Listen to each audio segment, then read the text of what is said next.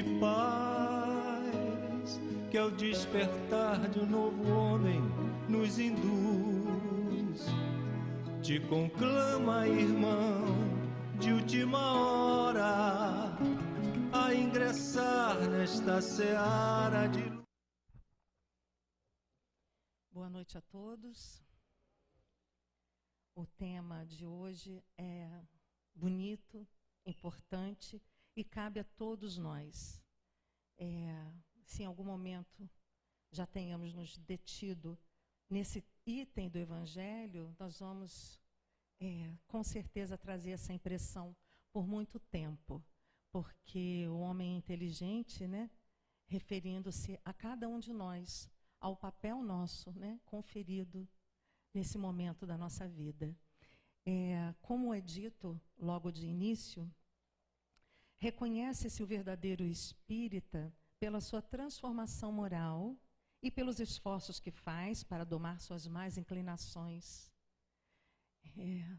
Baseando-se nessas palavras de Allan Kardec, seria suficiente para que nós passássemos um bom tempo tentando a nossa melhora, domando os nossos instintos, tornando-nos mais agradáveis, parando de impor aos outros as dificuldades, enquanto que elas habitam, na maior parte das vezes, dentro de nós. Então, nosso comprometimento sempre é esse. O estudo ele acontece, como hoje, acontece em vários momentos, e especialmente quando nós, no nosso momento mais íntimo, procuramos uma palavra consoladora, procuramos uma orientação, e ela sempre chega. É essa hora de nós bebermos da fonte e procurarmos melhorar a nossa conduta, porque sem a nossa melhora, aqueles a quem às vezes imputamos dificuldades, conflitos, entendemos que provocam dificuldades a nós mesmos, melhoram, tudo melhora. Exatamente quando é dito assim, ora que melhora. Então essa conduta melhorada de cada um de nós, esse comprometimento conosco e com nosso Pai, é que faz com que essa postura se torne uma oração. Como eu penso, como eu falo, como eu ajo. Então a orientação ela vem a seguir.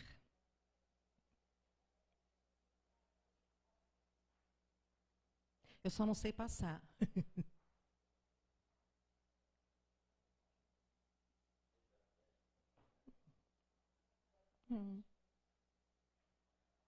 Todo mundo ajuda, né?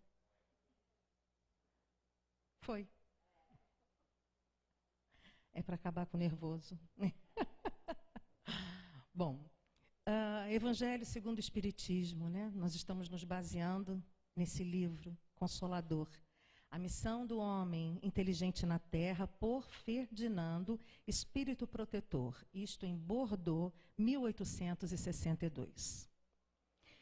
Não vos orgulheis do que sabeis, pois esse saber tem limites bem estreitos no mundo que habitais. Mesmo supondo que sejais uma das intelectualidades da Terra, não tendes nenhum direito de vos envaidecer por isso. Se Deus vos fez nascer no meio onde pudestes desenvolver vossa inteligência, foi porque Ele quis que fizesseis uso dela para o bem de todos. Esta é uma missão que Ele vos dá ao colocar em vossas mãos um instrumento, com a ajuda do qual podereis desenvolver, a vosso modo, as inteligências mais atrasadas e conduzi-las a Deus.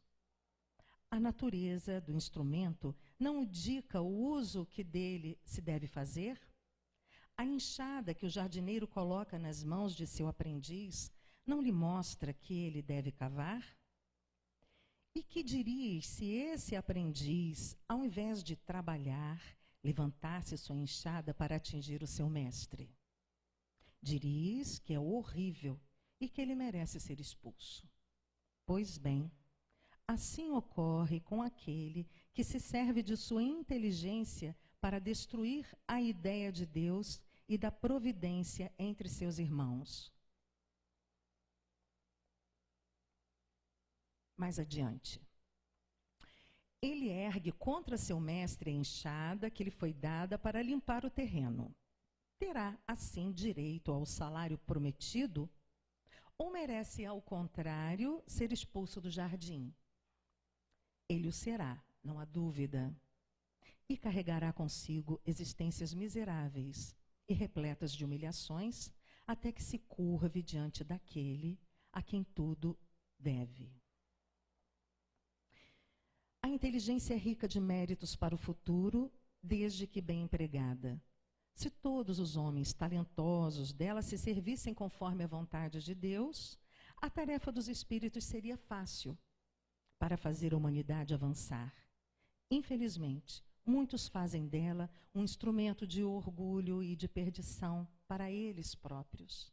O homem abusa de sua inteligência como de todas as suas outras capacidades e, entretanto, não lhe faltam lições para adverti-lo de que uma poderosa mão pode lhe retirar aquilo que lhe deu. Eu preferi ler integralmente porque as colocações elas são fortes. A primeira impressão que se tem é que o nosso Pai, nosso Deus, é um Pai severíssimo. O mais severo deles, porque se eu faço mau uso do instrumento, se eu faço mau uso das minhas capacidades, eu vou ter que responder por isso. Então, esse espírito protetor nos adverte de uma maneira bem firme, trazendo-nos a realidade, o nosso comprometimento, a nossa responsabilidade, não só conosco, mas social. E em se tratando de nosso Pai justo, severo, não há como esquecermos de nossa condição de educadores, de pais que somos. Mesmo que não o sejamos, somos educadores em algum momento. Nós somos formadores de opinião. Nós temos a condição de auxiliar ou não aqueles que estão à nossa volta.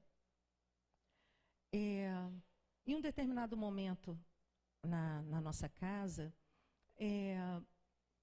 uma mensagem através da psicofonia, um jovem desencarnado pedia que os pais fossem alertados sobre a falta de limites que hoje se tornou tão comum na maior parte dos lares. Então ele pedia que os pais fossem alertados e que nós tivéssemos um comprometimento ainda maior com a condução desses que nos são emprestados e que com tanto amor, com o melhor de nós vamos conduzindo vida fora. Então, só para ilustrar, eu vi uma cena essa semana e eu gostaria de compartilhar com vocês.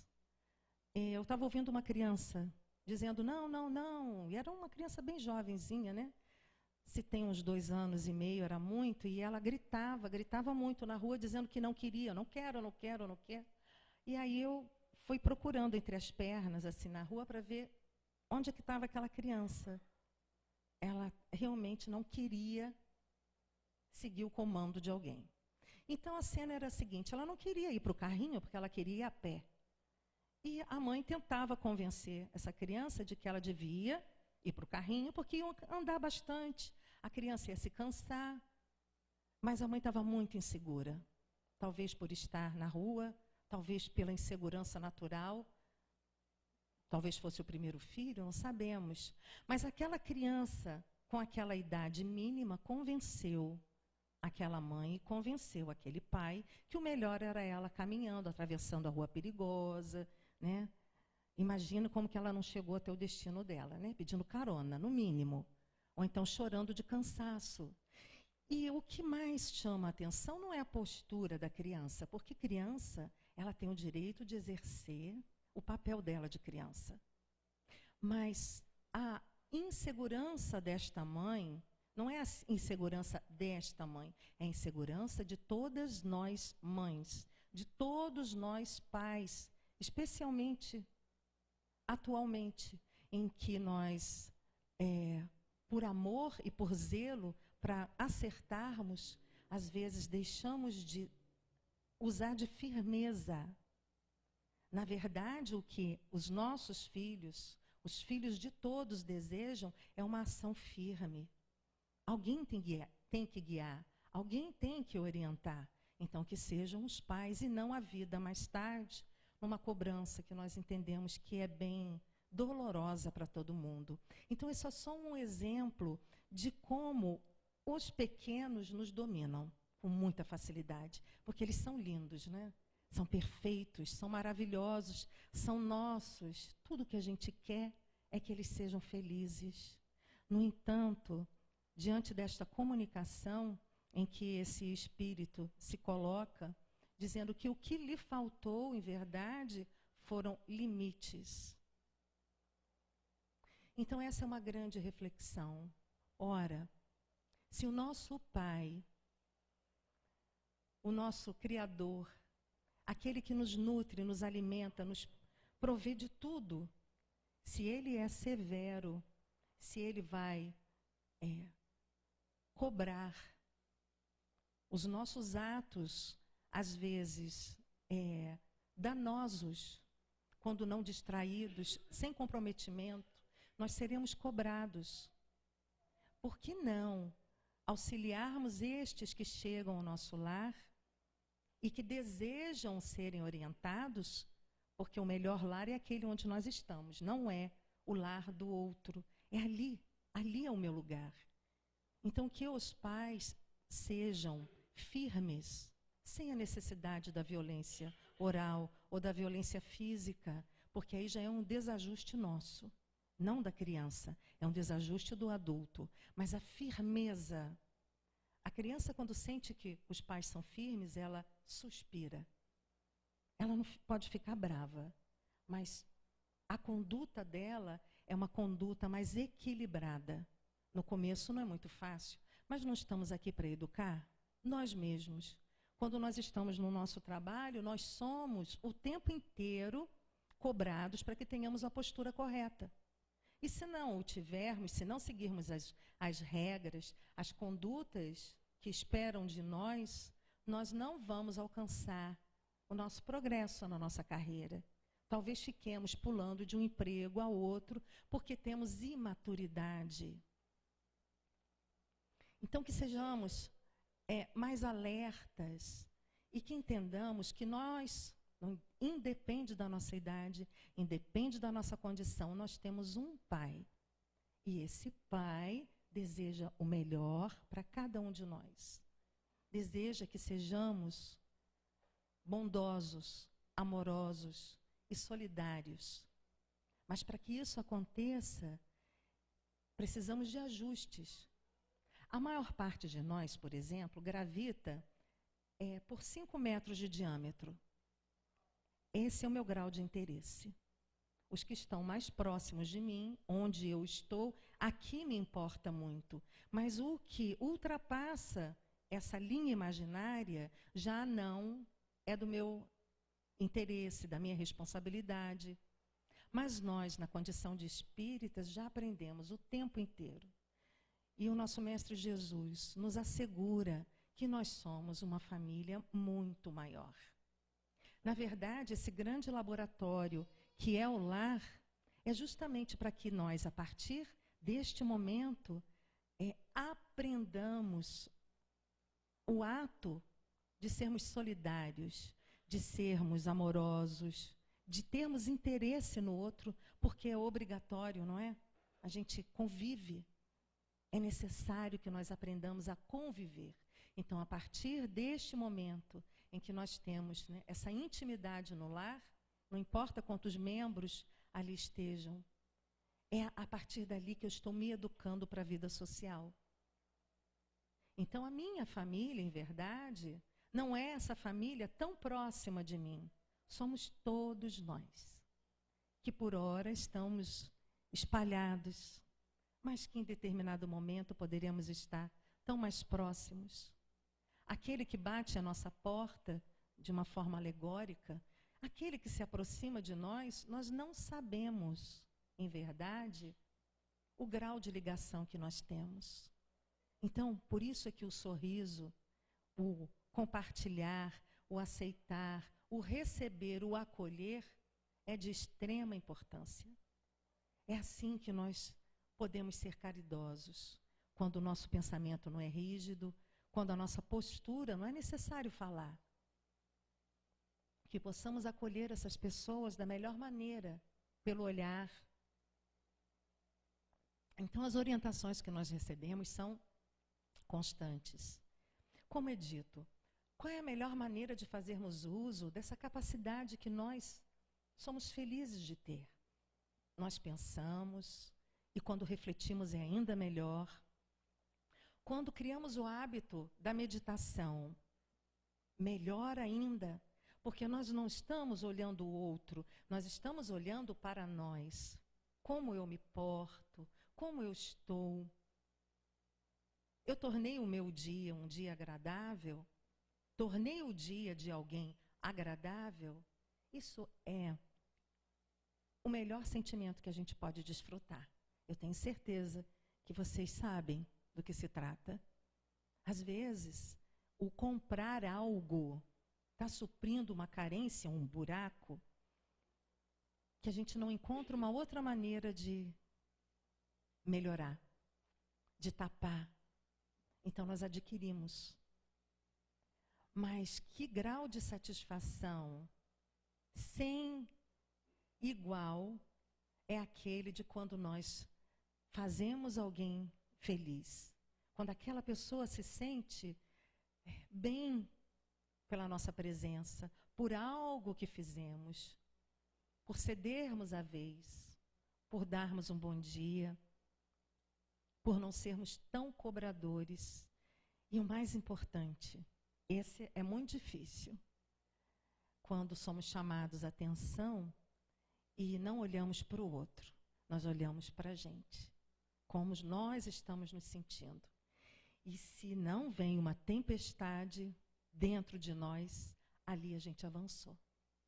Então, a orientação primeira de que nós temos que melhorar a nossa conduta é exatamente nisso.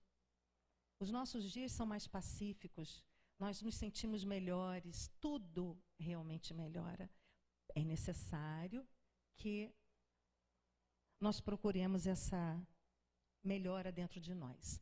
Então, mais à frente, no livro Céu e Inferno, Allan Kardec diz: a encarnação é necessária ao duplo progresso moral e espiritual do espírito. Ao progresso intelectual, pela atividade obrigatória do trabalho. Ao progresso moral, pela necessidade recíproca dos homens entre si. A vida social é a pedra de toque das boas e más qualidades. Tão importante essa passagem, porque nos diz claramente que nós melhoramos, que nós crescemos, que nós progredimos no contato com o outro. É na vida social. É quando nós nos permitimos estarmos juntos, entendermos o outro, estarmos dispostos a conversar, a receber. Precisamos uns dos outros, porque de que adianta termos muito conhecimento? E por termos tanto conhecimento, nós olhamos à nossa volta e sabemos que nós estamos passando por um período tumultuado no nosso planeta. Então seria tão melhor que eu me afastasse, eu fosse morar num sítio arborizado, com uma água tranquila, de preferência de uma fonte natural, em que eu não tivesse tantos vizinhos, não tivesse trânsito, eu pudesse meditar, orar, ler os meus livros, não tivesse tanta comunicação, de preferência com pouca tecnologia, para que eu possa ter tranquilidade. Eu me isolo. E eu vou levar comigo toda a minha capacidade, tudo aquilo que eu já aprendi, mas que eu poderia multiplicar, que eu poderia estar oferecendo às pessoas, Não porque eu vá sair disseminando conhecimento. Não, é exatamente através da minha conduta diária. A minha reação às dificuldades, como eu me porto. Isso chama muito mais atenção. Isso educa mais do que qualquer palavra. E em se tratando dos pequenos, em se tratando, né, daqueles que têm menos experiência que nós, o que mais vale para eles é justamente o nosso exemplo, a nossa postura. Porque o falar não cria raízes. O que cria raízes em verdade é justamente a postura. Então, vamos lembrar, talvez vocês conheçam essa história. Ela é curta, mas ela é muito pertinente ao que nós estamos fazendo. Um senhor caminhava pela praia e era bem cedo. E ele observava que na areia tinham muitas estrelas do mar, mas em quantidade espalhadas. E aí ele ficou preocupado porque o sol ainda não estava a pino, ainda era bem brando. E aí ele logo entendeu, se eu não colocar essas estrelas de volta para o mar, elas vão secar, vão morrer, porque elas são vivas, e estavam vivas. Então ele começou nesse processo, né, de recolher as estrelas do mar e devolver para a água. Aquilo ele foi fazendo durante um certo tempo, aí passa uma outra pessoa, aí esse senhor olha para ele, estranha aquilo, aí não se conteve e fala, ora, não sei por que o senhor está fazendo isso, são milhares delas, o senhor não vai conseguir. E aí, este outro, que continuou recolhendo as estrelas do mar e atirando ao mar, dizia, mas para essa faz diferença? Para essa aqui também faz, para essa outra faz, para essa outra faz, para essa outra faz. E ao final, o outro senhor estava ajudando ele a atirar ao mar aquelas estrelas. É um conto. Quem sabe, para a nossa felicidade, tenha sido real, porque coisas boas acontecem o tempo inteiro. Mas a postura firme, decidida desse senhor, que resolveu fazer a diferença, porque ele se importava, aquilo interessava a ele, aquilo fazia parte da vida dele, aquela postura motivou um outro a fazer o mesmo que não tivesse o mesmo sentimento, a mesma emoção. Ele fez porque ele foi tomado pelo exemplo. O outro não precisou se comunicar tanto, ele continuou no ato dele, de amor à natureza, de desejar o bem, e isso contagiou. Quantos de nós somos influenciados e contagiados o tempo inteiro? Por encarnados e por desencarnados. Então, enquanto fazemos as nossas escolhas de conversa, conteúdo, noticiário, ou quando fazemos a escolha de vir até aqui para absorvermos algum conteúdo, nós estamos em ambientes vibratórios diferentes. Isso alimenta a nossa alma, isso nos dá força para que entendamos que o bom é muito legal. O pensar o bem é muito legal. O estar agindo corretamente é muito bom para todos nós. Vivemos divididos em dois grupos na sociedade. De um lado, os que podem colaborar. Do outro, os que precisam do seu apoio. De qual lado você está? Quem faz essa afirmação é Pedro Werneck, que é um investidor social. Ele está à frente de uma das ONGs mais bem-sucedidas no planeta. Ele foi o precursor, foi aquele quem ajudou Flor de Lis, não sei se vocês lembram dessa senhora que acolheu mais de 37 crianças que corriam risco de vida numa área muito carente no Rio de Janeiro e sofreu todas as retaliações possíveis, não davam estrutura a ela, ao contrário, a vizinhança não queria que ela estivesse por lá. Ele ficou sabendo da história, se compadeceu, juntou-se com os amigos e ali começou o trabalhinho dele, de devolver ao mar as estrelas.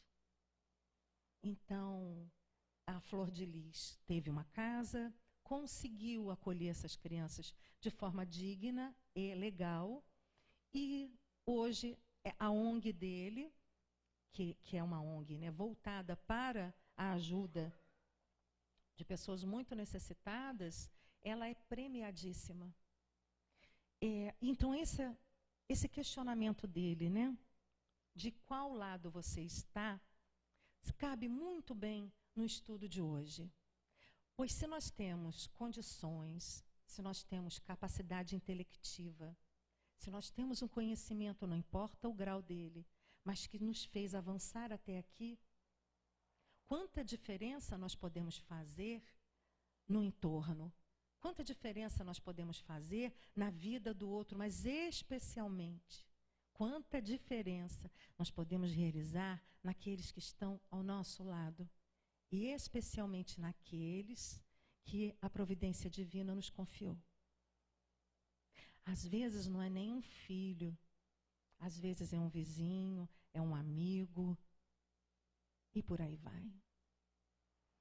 Então, quando nós dilatamos a nossa capacidade de amar e somos infinitamente capazes, a gente vai tomando gosto.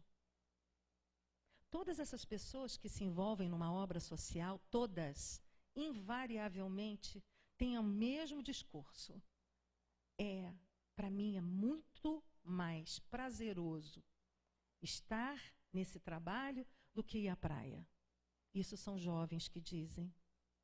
Não são adultos na minha faixa de idade ou com mais idade. Jovens que se interessam pelo trabalho solidário, para eles é imensamente prazeroso. Há um advogado no Rio, que agora eu não trouxe os dados dele, não vou me lembrar o nome, mas para mim é uma figura inesquecível também, porque desde cedo ele resolveu fazer diferença. E ele foi para um lixão que hoje é desativado, se eu não me engano, de Gramacho. Eu acho que esse é um dos lixões que está desativado. Ele foi lá para conhecer, porque já tinha ouvido falar da condição misérrima de crianças, né, fora todas aquelas famílias que viviam do lixão. E ele viu a carência absurda e todos nós entendemos, né? Chegou a um ponto em que ele viu uma mãe alimentando várias crianças, isso é fato, com uma ratazana. Aquelas crianças só tinham uma ratazana para se alimentar. E aí, a partir daquele momento, ele ficou sacudido, chamou uns amigos dele, e juntos se organizaram. Não é uma ONG tão estabelecida quanto essa, mesmo porque ele é bem mais jovem. No entanto, ele troca passeios, ele troca o que for para ajudar.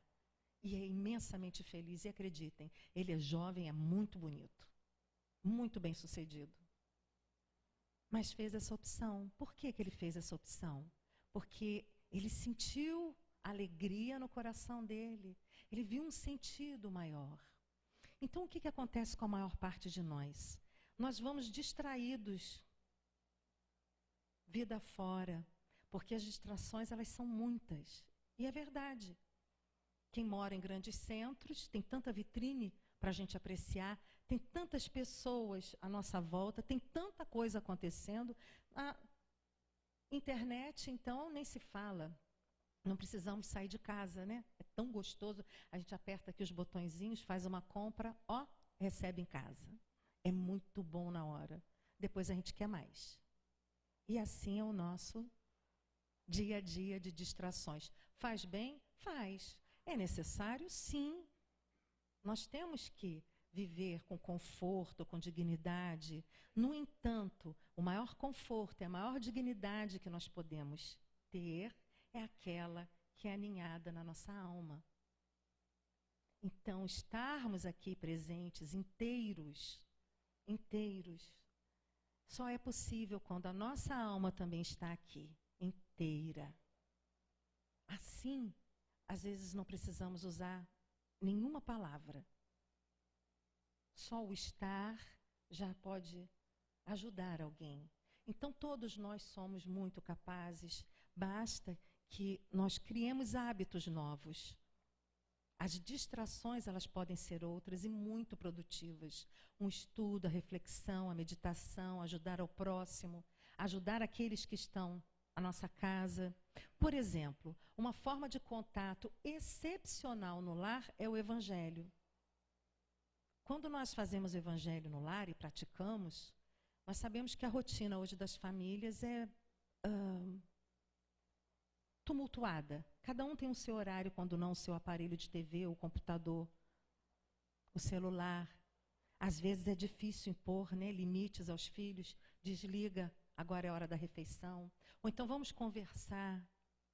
Mas nós mesmos não temos uns hábitos, às vezes, tão corretos quanto desejamos que eles o tenham. Então, na hora do Evangelho, que é uma vez por semana que se faz, a hora certa, determinada, nós reunimos a família, não importa o número de membros. Às vezes começamos sós. Em pouco tempo, vamos multiplicando. E aí se torna um encontro muito gostoso. Quem experimenta isso sabe. É ali, naquele momento em que se lê uma passagem do Evangelho, em que se ora junto, em que se confraterniza junto, em que pedimos por outras pessoas, ali estamos experimentando os verdadeiros laços familiares, ali estamos experimentando a solidariedade, ali nós estamos agindo. Fiz uma opção. Começo dessa maneira. Então, são hábitos e atitudes que vamos trazendo para a nossa vida e que fazem com que o instrumento que nós somos seja cada vez mais afinado, sem pressa, sem ansiedade, sem estresse. Porque o melhor é estarmos bem, estarmos felizes com o que temos. E acreditemos, o que temos é o necessário para que possamos progredir. Nós nos distraímos muito desejando outras coisas, desejando a vida do outro. Por isso que a gente gosta tanto de filme e novela, né? Ler um bom livro. Nós estamos numa outra realidade. Mas a nossa realidade também tem que ser vivida e vivida intensamente. Vou aproveitar o melhor que eu posso. Sei que a maior parte já ouviu essa colocação, mas é sempre bom lembrar. Chico foi perguntado uma vez, Chico Xavier, já que ele tinha tanto contato com os espíritos, qual era o maior arrependimento deles, a maior angústia, os lamentos, provinham de quê? Provinham do tempo desperdiçado. Por isso é que quando se usa o termo distração, é fato. Nós vamos nos distraindo. Então precisamos criar uma maturidade, entendermos que a hora é agora. Eu posso fazer tudo o que eu quiser, mas eu posso também, junto com tudo que eu faço, incorporar mais qualidade. Da mesma maneira que nós procuramos nos nutrir o corpo, fortalecer o corpo, a alma precisa. Olha como precisa. Porque senão, quando nós desencarnarmos, vamos nos arrepender do tempo perdido? Vamos. Vamos lamentar porque a consciência se ampliou. É como se nós víssemos de outro ângulo. Eu não estou mais nos meus 5 metros de diâmetro. Eu estou observando a minha realidade, o que eu fiz e especialmente o que eu deixei de fazer. Então a postura, o comprometimento com a felicidade, o bem-estar, tem que ser permanente. Esforço? Mas nos é dito que tudo é uma mudança de hábitos. Hábitos saudáveis, quando entram em nossas vidas, nos transformam em pessoas melhores. Ó espíritas, compreendei agora o grande papel da humanidade. Compreendei que quando produzis um corpo, a alma que nele encarna vem do espaço para progredir. Inteirai-vos dos vossos deveres e ponde todo o vosso amor em aproximar de Deus essa alma. Tal a missão que vos está confiada e cuja recompensa recebereis, se fielmente a cumprirdes. Santo Agostinho. Então, aqui nós retomamos ao nosso papel de condutores de almas. Fomos conduzidos, estamos conduzindo, estão nos conduzindo. Então, sempre que essa condução nos leve para que nos aproximemos cada vez mais de Deus, da nossa realidade espiritual, mais equilíbrio teremos, mais saúde teremos, mais bem-estar vamos experimentar. Essa é uma das condutas. Kardec diz: os espíritos dos pais têm por missão desenvolver os de seus filhos pela educação. Constitui-lhes isso uma tarefa.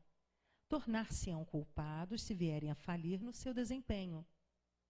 Mais uma vez, responsabilizados. Mesmo que não sejamos mais aqueles que conduzem um filho, que eles já estejam amadurecidos, né? Que já estejam vivendo suas vidas, nós sabemos que os laços continuam, as preocupações. Quando não, muitos de nós ainda mantêm outros lares para ajudar esses filhos. Quando não, esses filhos estão conosco de novo. É um ir e vir e que nunca cessa. Os laços, uma vez apertados, dificilmente eles vão afrouxar. Nós achamos que afrouxaram, mas não. A experiência vivida, ela é muito intensa, ela fica marcada. Melhor que ela seja marcada pela amorosidade e pela oportunidade que nós demos aos nossos filhos, aqueles que estão próximos de nós, também da educação, a educação moral, acima de tudo. Existe, né? Enquanto nós falamos sobre Deus, é bom que hoje nós estudemos juntos sobre as leis, né? Primeiro, a definição do que seria a lei. O que é uma lei? Norma, preceito, princípio, regra. Obrigação imposta pela consciência e pela sociedade. Em sentido geral, é a expressão de uma relação causal de caráter necessário que se estabelece entre dois eventos ou fenômenos. Exemplo, aumento de temperatura dilata os corpos. Lei. O que é uma lei natural? Refere-se tanto à lei física quanto à lei moral. Ela regula todos os acontecimentos no universo. São leis eternas, imutáveis, não estão sujeitas ao tempo nem à circunstância, embora tenham em si o elemento do progresso. Todos nós intuímos mais ou menos claramente um tipo ideal de homem perfeito que encarna em si, num grau esplêndido, todas as virtudes sem jaças de defeitos. Uma dessas intuições é fazer o bem e evitar o mal. Fechando. O que é a lei natural segundo o Espiritismo? De acordo com o Espiritismo, a lei natural é a lei de Deus. Por isso se diz natural ou divina. Nela há o aspecto físico e o aspecto moral. Por que falarmos sobre isso? Porque enquanto nós somos chamados à responsabilidade, como o Espírito Ferdinando nos traz, do que fazemos com a nossa inteligência, com a nossa capacidade, e que se não usarmos corretamente seremos cobrados, quando nós não usamos corretamente aquilo que nos é dado, aquilo que é natural, que nós recebemos, nós vamos ser cobrados. Deus, nosso Pai, Ele é severo, Ele vai cobrar. Com toda a amorosidade dEle, Ele vai nos cobrar até que nós esgotemos aquelas dificuldades que nós temos. Então, enquanto falamos de Deus, o que nos aproxima dEle? Quando nós pensamos em Deus, Ele está manifestado em tudo, não é verdade? Cada um tem a sua maneira de lidar com isso, de entender. Mas de uma forma bem resumida, ele está na natureza, está em nós, está à nossa volta, faz parte de todos nós. Quando é que nós sentimos, né, uma boa maneira de avaliar isso, quando a nossa consciência ela começa a cobrança, não nos deixa tranquilos, aqueles pensamentos vêm à nossa mente, invariavelmente é porque nós estamos assumindo uma postura ou indo por um caminho que não é natural. Pode ser natural para o outro, mas para mim não é. O caminho, o natural, aquele que vai me trazer equilíbrio, bem-estar, satisfação e que vai finalmente fazer com que eu deite a minha cabeça ao travesseiro e durma, é aquele caminho que foi instituído para eu seguir. É o nosso tratamento. É o estar aqui agora. Então, o que eu estou fazendo aqui? Qual é a minha missão? Todos nós temos a nossa missão. Mas a missão primeira, a missão maior, é a condução daqueles a Deus.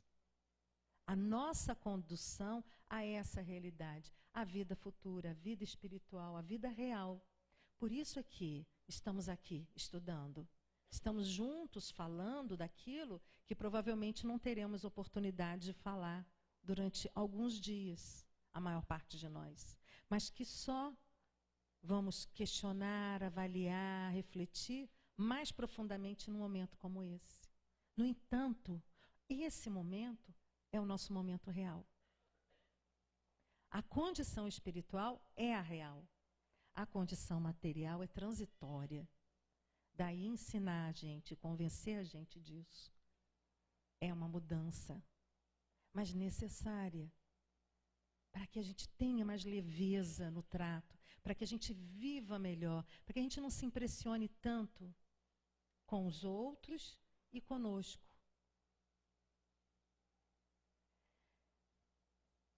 Existe uma colocação que eu queria compartilhar com vocês. Eu achei tão bonita.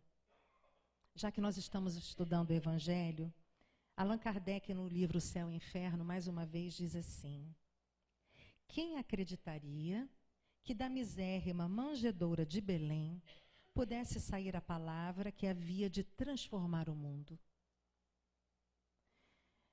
É tão profundo, é tão emocionante essa colocação, porque o que ela faz? Ela nos traz a realidade. O que é mais importante? O que se faz de uma condição que nos é dada? Então, nunca se imaginaria que daquela condição misérrima, tão desprovida de cuidados, fosse surgir essa luz tão intensa que alimenta e aquece a todos nós o tempo inteiro. É o nosso irmão maior, o nosso modelo e guia, e que encarnou nessa condição para que servisse de exemplo para todos nós. Então, o que temos, acreditem, é suficiente. Se falta, vamos trabalhar, vamos procurar melhorar. Se passamos por dificuldades, é claro que nós vamos tentar a melhora, mas nunca nos esquecendo de que essa melhora ela é efetiva e maior quando nós entregamos ela ao nosso Pai. Quando nós dizemos a Ele, por exemplo, que não estamos conseguindo sozinhos e que a partir dali nós precisamos da ajuda dEle. Tudo o que nós necessitamos está ao nosso alcance. Não nos é dito que aquelas provas mais difíceis e perigosas são aquelas que a maior parte de nós sente atração? Todo mundo quer ser bonito, quer ter uma aparência maravilhosa, todo mundo quer ter uma condição financeira muito boa, mas aí nós vamos recair naquelas distrações. E vamos ficar muito distraídos. temos que ter uma têmpera, uma vontade muito grande de acertar, de sermos firmes e fazer uso desses atributos importantes também da melhor maneira, para que gerem bem-estar ao outro, para que gerem alegria, prosperidade a todos nós. Então, mais à frente é dito assim: paciência, tornai-vos bons e tudo conseguireis. Atualmente só podeis ter o que Deus vos concede. E aí cabe a nossa reflexão. Paciência. Tudo o que necessitamos nós temos, realmente temos. Então, um coração agradecido, aquela postura resignada, né, que quando nós iniciamos os estudos, sempre nós somos orientados, temos resignação, aceitarmos. É aí que é difícil dobrar a gente, porque nós queremos o melhor, especialmente para aqueles que amamos profundamente. Nós não vamos aceitar que eles sofram. Nós queremos a alegria e o bem-estar por direito, mas às vezes a nossa melhora está em passarmos por certos degraus de dificuldade, para que assim superemos, melhoremos, e aí possamos seguir com uma condição moral melhor, porque nós vencemos, não foi ao mundo as dificuldades, nós vencemos a nós mesmos, e nisso repousa uma tranquilidade enorme. Para encerrar, eu vou compartilhar com vocês uma pequena história. Meu amigo Aristarco pediu para eu contar uma história hoje. Mas hoje eu vou desobedecer. Você não fica triste comigo. Essa você vai gostar também. Essa talvez tenha mais peso em cima do que nós conversamos. Porque se trata de dois jovens, bem jovens, 12, 13 anos, que moravam numa ilha, isso na Grécia, num lugar lindo. Vamos imaginar a Grécia com aquela cor de mar único, apesar de termos aqui também uma cor única. Lá morava um sábio, tão requisitado que várias pessoas de vários pontos do planeta iam até lá, se deslocavam, avião, barco, o que fosse, para encontrar com esse sábio. Por que que ele era tão considerado? Porque ele nunca deixou de responder a uma pergunta, um questionamento. Nunca ninguém foi embora sem uma resposta. Esses dois espertinhos conheciam esse sábio, e aí eles resolveram que, um deles resolveu que ia deixar, finalmente, esse sábio sem resposta. E ele ia adorar aquilo. Então eles conversaram entre si, e aí esse rapazinho de 13 anos disse assim: sabe o que eu vou fazer? Eu vou pegar um passarinho, eu vou colocar esse passarinho nas minhas mãos e vou perguntar a ele. Vou perguntar a ele se esse passarinho está vivo ou se esse passarinho está morto. De acordo com a resposta dele, eu também tenho uma colocação. Então, se ele disser que o passarinho está morto, eu vou abrir minhas mãos e o passarinho vai voar. Ora, se ele disser que está vivo, eu vou simplesmente esmagar ele com as minhas mãos e assim eu encerro o problema e eu vou vencer. Então, no momento acertado, eles procuraram um sábio e efetivamente ele estava com o passarinho nas mãos e aí, você, Senhor, eu tenho uma pergunta a lhe fazer. Aí o sábio prontamente, né, se prontificou a responder. E aí ele com as mãozinhas segurando o passarinho disse assim: eu tenho nas minhas mãos um passarinho, mas eu queria que o senhor me dissesse se ele está vivo ou se ele está morto. E aí ele já estava rindo por dentro. o mestre, o sábio, como todos os sábios, olha para ele calmamente e diz: ora, a decisão está nas suas mãos. Aí ele soltou o passarinho e levou essa lição com ele vida afora. Então essa história é para todos nós. A decisão está sempre conosco, sempre em nossas mãos. Onde eu estou? De que lado eu estou? O que eu vou fazer da minha vida? O que é que eu posso promover? Será que eu posso avançar um pouco mais ou não? Não está no outro, não está em outras oportunidades, não está fora, está dentro, com os recursos que eu tenho, e especialmente com aqueles que eu procuro e que eu busco sinceramente, e que me aproxime do meu Pai. Então, que essa liberdade pertença a todos nós, porque somos livres para escolhermos, mas dependendo da nossa escolha, nós vamos continuar distraídos, ou não. Então, eu desejo a cada um de nós uma boa noite, um retorno aos nossos lares em paz, e que possamos refletir sobre nós